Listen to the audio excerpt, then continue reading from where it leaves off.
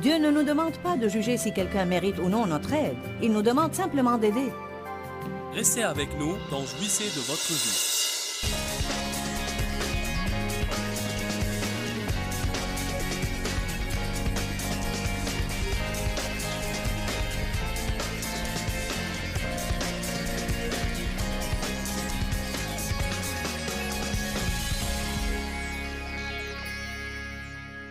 L'égoïsme est la clé du malheur.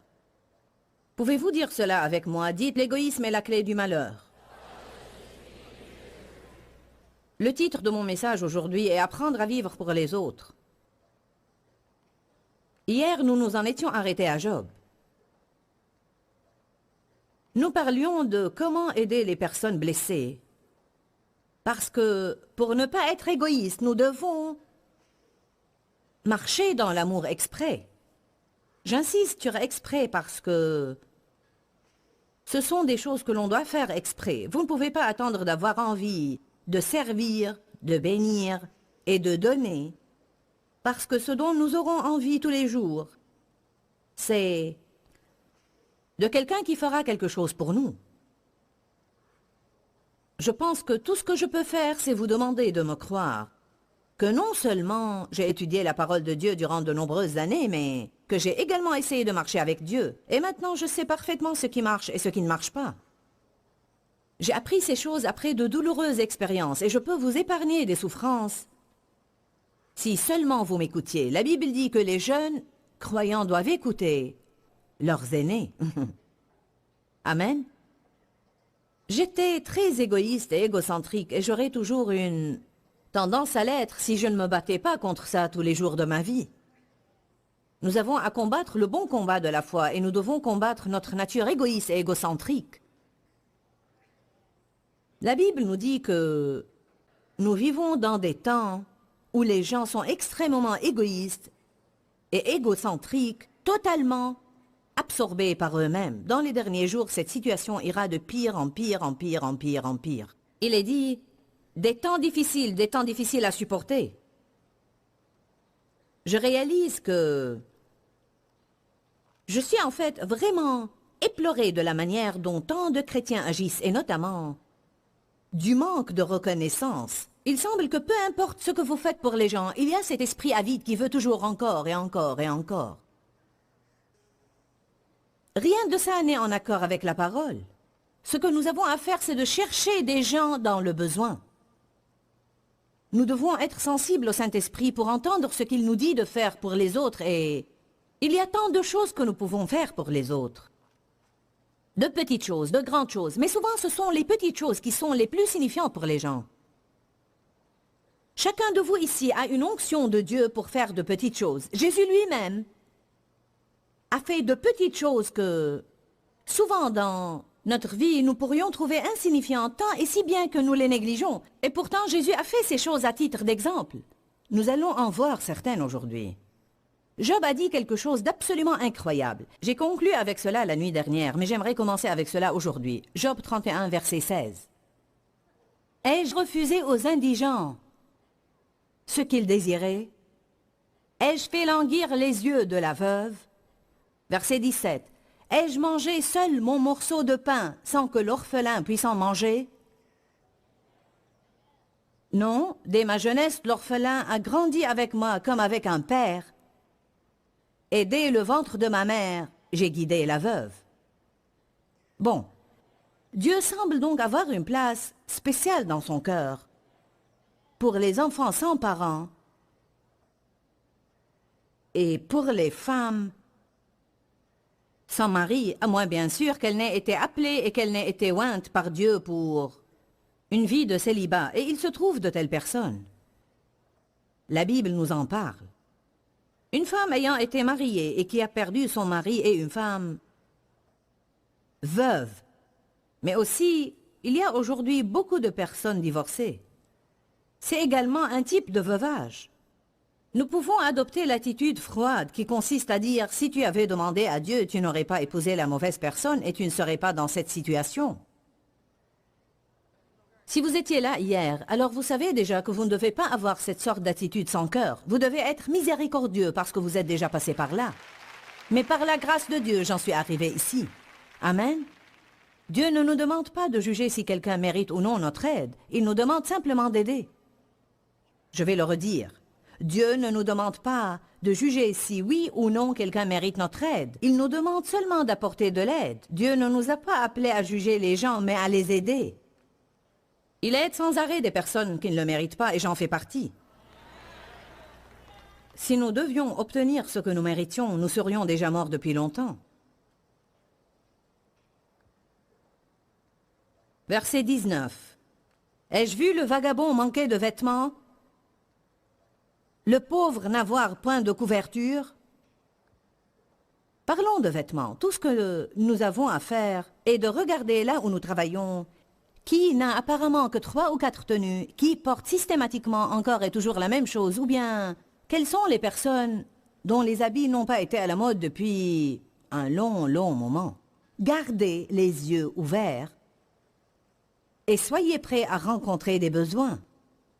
Comme ça serait beau pour quelqu'un de recevoir de votre part un bon d'achat et d'entendre « je veux t'offrir un nouvel ensemble ». Ou bien exercer votre foi et arriver au point de dire à quelqu'un « j'aimerais t'offrir une nouvelle garde-robe ». Nous devons penser plus grand, et pas seulement quand il s'agit de ce que nous pourrions obtenir, mais penser plus grand quand il s'agit de ce qu'on peut donner. Allez maintenant. J'ai commencé à croire Dieu il y a 3 ans que je serais capable de donner des maisons, des voitures, envoyer des personnes en vacances, des personnes qui n'avaient jusque-là jamais pu se le permettre, acheter à des gens une maison entièrement meublée, ou bien une garde-robe tout entière. Ne le croyez pas seulement pour vous-même. Croyez pouvoir être capable de faire de plus grandes choses pour les autres. Si vous faites cela, évidemment que vous allez être bénis, car pour être en mesure de faire cela, vous devez avoir plus. La Bible dit dans Jacques, chapitre 4, que nous prions pour des choses que nous n'obtenons pas, car nous les demandons avec des motifs mauvais et égoïstes. Obtenir quelque chose pour en fait être le seul à en profiter. Donc, une fois encore, si nous demandons à Dieu de nous bénir afin d'être une plus grande bénédiction, spécialement Seigneur, bénis-moi, fais quelque chose dans mes finances, interviens au point que je puisse acheter une voiture à quelqu'un. Interviens au point que, si besoin est, je puisse louer un appartement à quelqu'un qui n'en a pas et payer le loyer de toute une année jusqu'à ce qu'il puisse s'en sortir.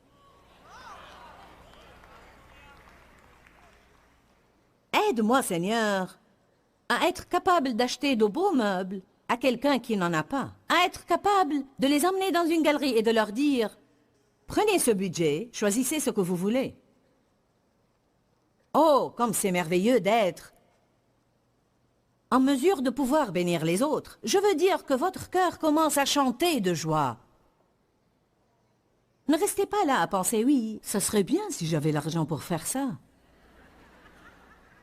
C'est de cette attitude gênante et stupide dont on a besoin de se débarrasser.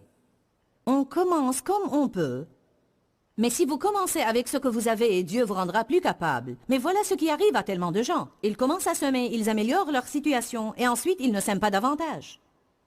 Chaque fois que notre situation s'améliore, il faut augmenter la semence. Et je vais me permettre de dire quelque chose de fort. Ne vous contentez pas de donner seulement la dîme. Il y avait une dîme sous la loi. Que devrions-nous pouvoir faire sous la grâce?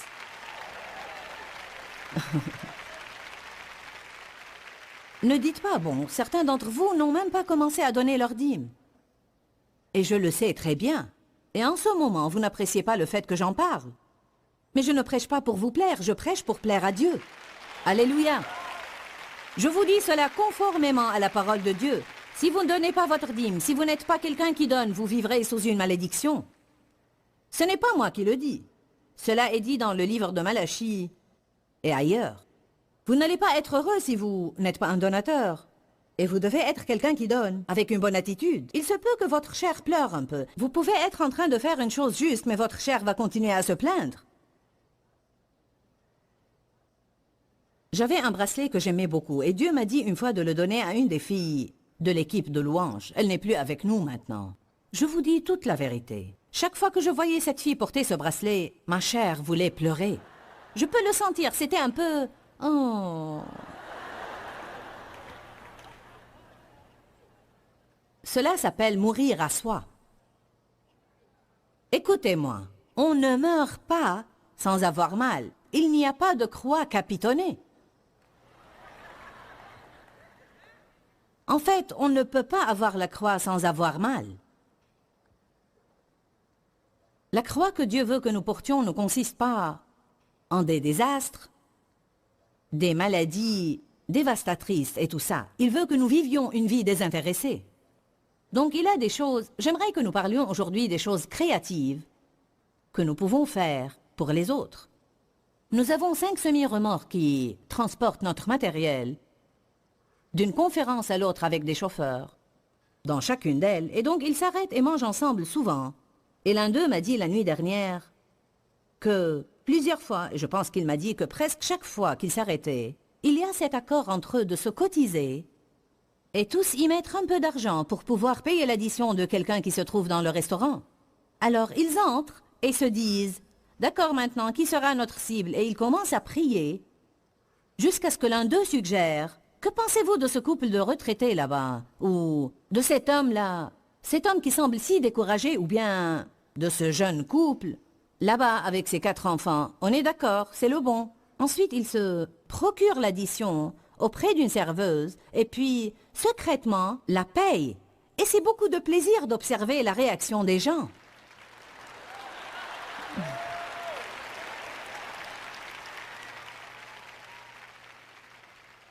Dave et moi, nous faisons toujours cela. Nous écrivons simplement un mot sur un bout de papier ou souvent envoyons un petit message. La plupart du temps, nous écrivons juste « Dieu vous aime ». Vous êtes spécial, Dieu vous aime. Vous ne savez pas combien ces choses vont toucher le cœur des gens. Vous ne pouvez pas savoir. Donc, vous devez être plus audacieux si vous voulez devenir un donateur radical. Que se passera-t-il quand Dieu vous demandera de faire des choses pour des étrangers? Parfois, cela ne nous dérange pas si nous savons que nous serons appréciés. Bonjour. Qu'en sera-t-il lorsque vous commencerez à faire des choses dans le secret, lorsque vous commencerez à faire des choses pour des gens que vous ne connaissez même pas? Waouh!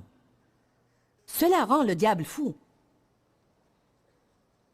Certains ici ont leurs propres idées à cet égard. Dieu vous a certainement guidé à faire des choses qui sont merveilleuses. Je n'essaie pas d'impressionner qui que ce soit avec mes histoires. Je m'efforce de donner des idées à ceux qui ne s'étaient jamais aventurés dans ce domaine. D'accord?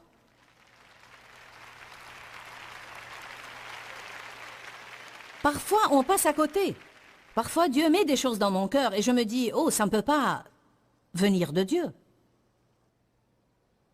Ce n'est pas de Dieu.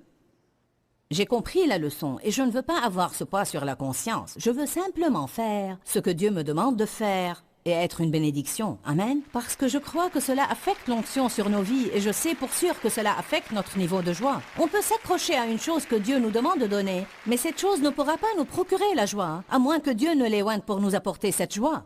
Ecclésiaste dit, c'est Dieu qui non seulement nous bénit, mais nous donne la possibilité de jouir de nos bénédictions. Vous voyez, il y a des gens riches qui ont des choses et qui sont atrocement misérables parce qu'il n'y a pas d'onction sur leur vie pour jouir de ce qu'ils ont. Revenons à Job. 31-20. Sans que ses reins m'aient béni, pour l'avoir vêtu, sans qu'il ait été réchauffé par la toison de mes agneaux, ai-je levé la main contre l'orphelin parce que je me voyais soutenu par les juges et me savais soutenu à la porte. Maintenant, lisez bien le verset 22. Que mon bras se détache de mon épaule et mon avant-bras du coude et qu'il se brise. Qu'est-il en train de dire? On ne peut pas passer à côté de ça. Il nous dit, si je n'ai pas utilisé ce bras pour aider les gens, si je n'ai pas utilisé ce bras pour être une bénédiction, alors que quelqu'un l'arrache de mon épaule et le détache de mon corps, parce qu'il n'est pas nécessaire qu'il fasse partie de mon corps si je ne m'en sers pas pour être une bénédiction.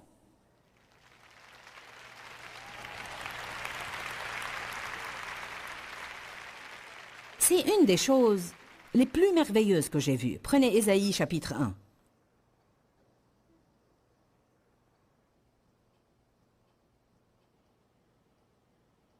J'aime vraiment quand Dieu me conduit à enseigner à propos de ces versets, parce que cela m'aide beaucoup.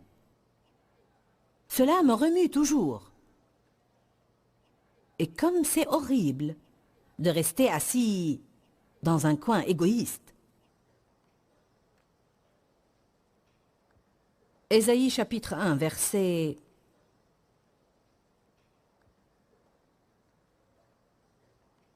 16 et 17. Lavez-vous, purifiez-vous. Ôtez de ma vue la méchanceté de vos actions. Cessez de faire le mal. Apprenez à faire le bien. Recherchez le droit. Le mot rechercher signifie désirer ardemment quelque chose, poursuivre, suivre de toutes ses forces. C'est un mot très fort dans la Bible. Recherchez la justice. Cela ne parle pas simplement d'une justice pour vous, cela parle de la justice pour ceux qui sont oppressés. En d'autres mots, quand vous voyez des gens qui ne sont pas traités avec justice, recherchez et trouvez un moyen de les aider à rétablir la justice dans leur vie. Soulagez les opprimés. Corrigez l'oppresseur. Faites droit à l'orphelin et défendez la veuve. Verset 19. Si vous le voulez et vous êtes obéissant, vous mangerez les meilleurs produits du pays. Verset 23. Tes chefs sont rebelles et complices des voleurs. Tous aiment les présents et courent après les récompenses. Ils ne font pas droit à l'orphelin et la cause de la veuve ne les préoccupe pas.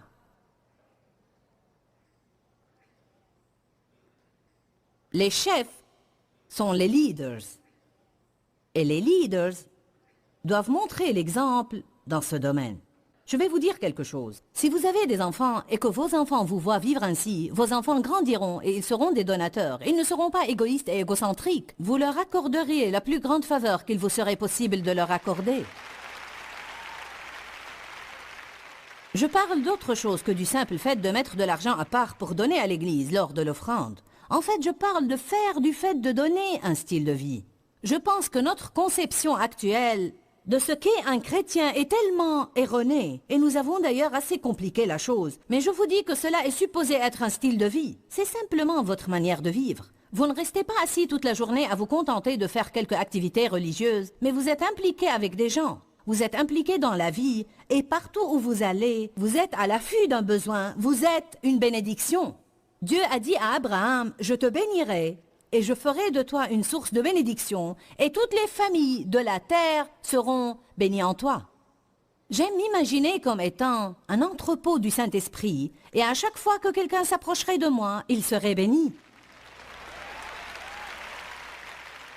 Vous vivez votre vie de tous les jours ainsi. Vous donnez un compliment par-ci, vous donnez un encouragement par-là, vous répondez à un besoin ici, vous donnez un sourire là-bas, vous répondez à un autre besoin ailleurs. C'est un style de vie. Ce n'est pas quelque chose avec un pourcentage à atteindre.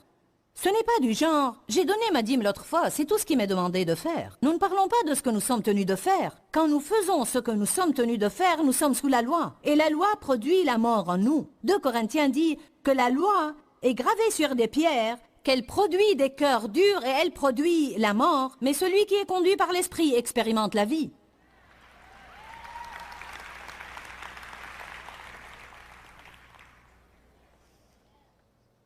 Les leaders doivent montrer l'exemple. Les prédicateurs doivent prêcher cela. Les pasteurs doivent l'enseigner. Les parents doivent permettre à leurs enfants de voir cela en eux. Alléluia. Dave et moi avons vécu ainsi et chacun de nos enfants est comme ça. Chacun d'eux. Chacun de nos enfants est comme ça. Nous avons donné une somme d'argent à chacun de nos enfants. Et notre aîné David a dit quelque chose d'intéressant. Il a dit « C'est vraiment drôle et opportun que vous nous donniez cela. J'étais dans une situation délicate ce mois-là. Non pas que je n'ai rien, mais j'en étais arrivé à ne pas avoir autant d'argent que j'en aurais voulu. Et quand j'ai regardé au problème, c'était que j'en avais donné trop. »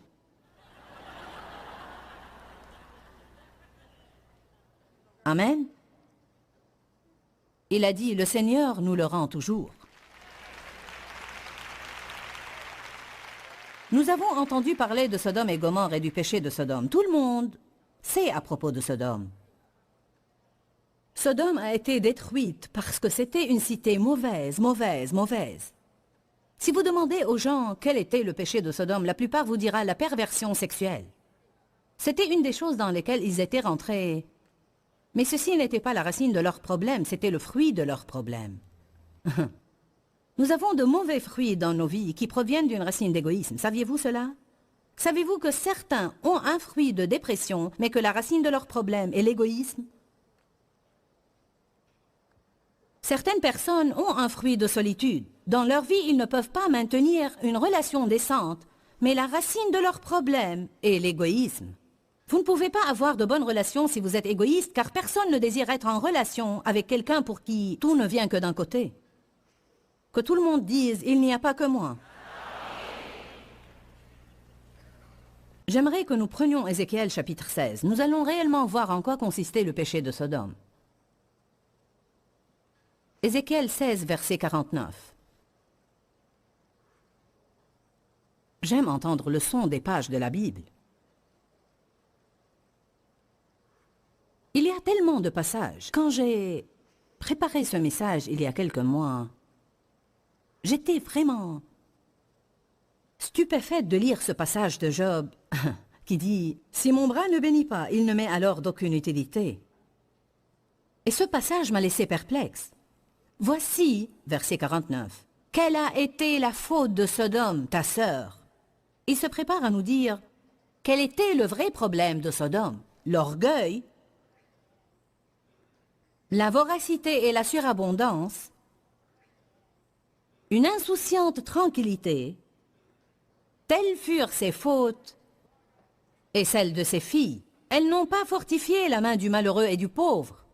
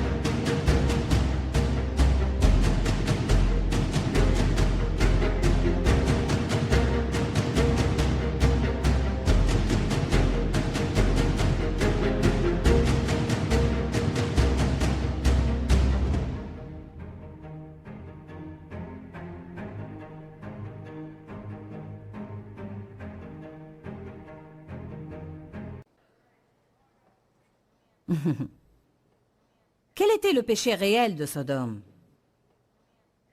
L'idolâtrie, l'adultère, l'indifférence à l'égard du pauvre, avoir trop et ne partager avec personne. Puis-je vous dire quelque chose? Une part de la raison qui explique pourquoi nous avons tant de problèmes et que nous sommes dans une telle abondance.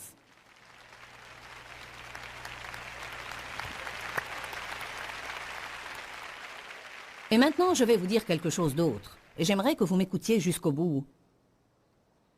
Avant de me jeter des pierres. Laissez-moi vous amener la chose ainsi. J'enseigne, je prêche et crois dans la prospérité. Mais je crois que dans l'Église, une des choses principales qui a rendu l'Église si égoïste, c'est l'abondance des enseignements sur la prospérité et le succès, et leur insuffisance sur ce que nous sommes supposés faire avec quand nous la possédons.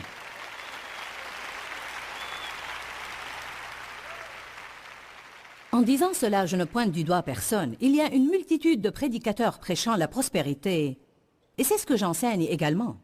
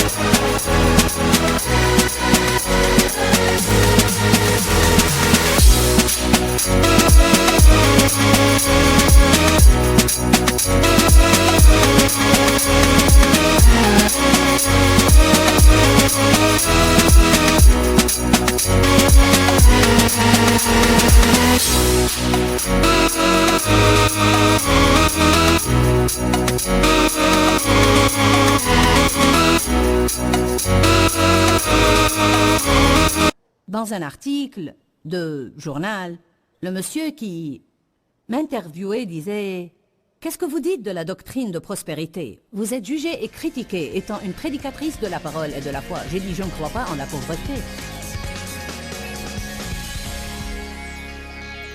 Eh bien, apprendre à vivre pour les autres est un véritable défi.